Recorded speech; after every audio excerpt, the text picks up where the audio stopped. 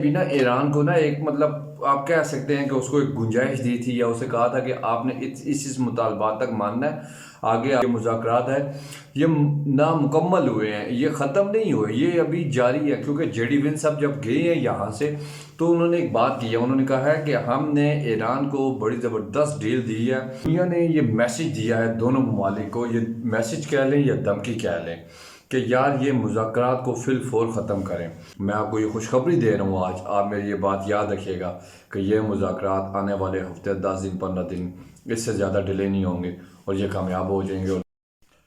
बिस्मिल्लाहिर्रहमानिर्रहीम। फैसला साजों ने यह फैसला कर लिया कि वो दो मुल्कों की लड़ाई की वजह से पूरी दुनिया का अमन बर्बाद नहीं होने देंगे। यानी कि अमेरिका और ईरान को एक मौका और दिया गया है कि वो फाइनल ड्राफ्ट तैयार करे और मामला को तय करे।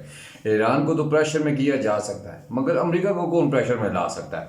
तो जनाब अमेरिका भी प्रेशर में है। दुनिया में बड़े बड़े ठेकेदार हैं जो अमेरिका की चौधराहट को पाँव की सॉरी नोक पे रखते हैं। मसलन आप देखें, इस्लामाबाद में अगर एक मकामी सतह पे मुजाहरा होता है तो यहाँ की जो इंतजामिया, यहाँ की जो गवर्नमेंट है वो प्रेशराइज हो जाती है। वो किसी तरीके से कोशिश करती है कि मामला को हैंडल किया जाए और ये जो मुजाहिरीन हैं इनको मुंतशिर किया जाए या वापस भेजा जाए। खैर, यानी कि हुकाम गवर्नमेंट में प्रेशर होता है। तो अमेरिका बैक वक्त आपको पता है कि 70 लाख लोगों ने प्रोटेस्ट किया है ट्रंप पे, की गवर्नमेंट के खिलाफ कि यार ये जंग बंद करो।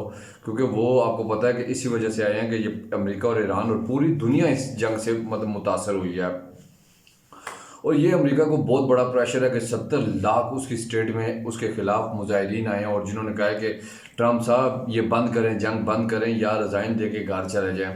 और इसके अलावा रशिया और चाइना का भी बड़ा जो है वो रोल है। उसने भी मतलब अमेरिका को बहुत ज़्यादा प्रेशराइज किया हुआ है कि तुम कहते हो कि मैं दुनिया में जंगें बंद करवा रहा हूँ और अपनी हरकतें देखो आप क्या कर रहे हो। तो इस वजह से अमेरिका को रशिया का भी और चाइना का भी बड़ा प्रेशर है। क्योंकि ये जो रशिया है ये माजी में सुपर पावर रहा है और जो चाइना है वो आने वाले वक्त में बड़ा सुपर पावर है। इसके अलावा भी देखें आप कि ट्रंप को चुपेड़ें पड़ रही हैं। चुपेड़ें के मतलब साथ साथ वो जलील भी हो रहा है, रशिया और चाइना उसको जलील। अब ईरान चाइना के कहने पे मुज़ाकरात के लिए तो आमादा हो गया है, मगर ये नहीं हो सकता जो कहे अमेरिका और वो मान ले।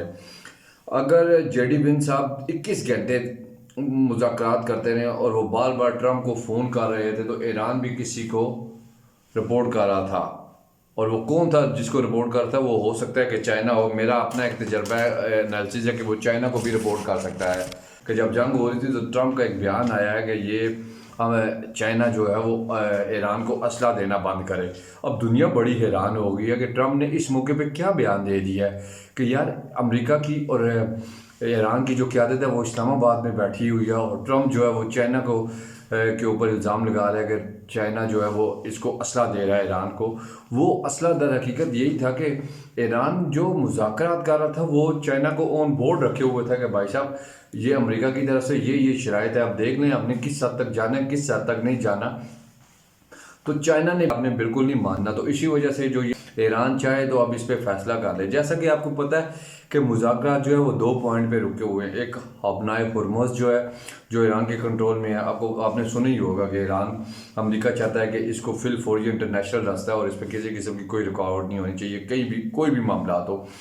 दूसरा यूरेनियम के हवाले से है।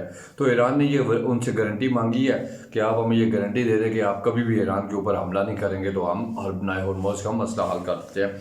बहरहाल मामला इस मौके पे आके रुके हुए हैं। तो अब देखना ये है कि चाइना असला देना बंद करे। वो असला यही था कि चाइना ने ईरान को ऑन बोर्ड में लिया हुआ था क्योंकि ना ही चाइना बेवकूफ़ है ना ही ट्रंप पागल है।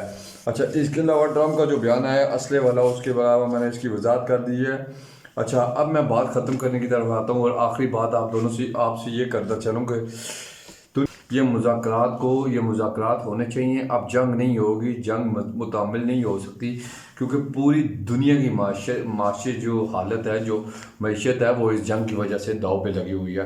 क्योंकि जो दुनिया की तजारती सतह का जो तेल आता है या जो गैस वगैरह आती है, इसी वजह से ये जंग के जो मामलात हैं, जब हबनाए हुर्मुज़ बंद होता है तो वो तजारत का एक जो ब्लॉक है वो डिस्टर्ब हो जाता है और जिसकी वजह से महंगाई होती है और दोनों मुल्कों की क़यादत को एक मरतबा फिर हो सकता है कि 20 और 21 अप्रैल को दोबारा से जब तक ये सीज़ फायर बरकरार है हो सकता है कि ये दोनों मुल्कों की जो क़यादत है एक मतलब फिर इस्लामाबाद का रुख करे। और मैं उम्मीद करता हूँ, और ये मेरी अपनी ऑब्जर्वेशन है और मेरी अपनी राय है, कि मैं ये कहता हूँ कि सीज़ फायर से पहले हो सकता है कि एक दफ़ा ये क़यादत फिर जो है दोनों ममालिक का वफूद पाकिस्तान में आए और मुज़ाकरात को कई हद पे, क्योंकि मुज़ाकरात जो है ना वो 95% हाल हुए हैं। सिर्फ नुक्ते के मुताबिक 5% जो मामलात हैं वो किसी स्टेज पे रुके हुए हैं, और आने वाले भी वो हफ्ते 10 दिन में, ये 47 साल का एक गैप है, बहुत बड़ा अरसा होता है। और 47 साल का आप कुछ भी कह लें कि जंग आलूदा चीज़ है, वो इतनी जल्दी साफ़ नहीं होती, पिघलती नहीं है, चाहे जितनी मर्जी कोई तेज़ केमिकल या कोई तेज़ किस्म का वायरस आप फेंके, वो जंग जो है वो इतनी जल्दी नहीं उतरता। बहरहाल पाकिस्तान इसका सालिस कह लें या जो भी है फरीक है, ये इंशाल्लाह मंतकी इंजाम तक पहुँचे। और मैं आज आपको ये खुशखबरी सुना रहा हूँ कि जो लोग इस मुज़ाकरात को लेकर आज ये जो खुश हुए थे, कुछ लोग जो हमारे आपको पता ही है कि कौन खुश हुआ है मुज़ाकरात की नामुकम्मल होने से।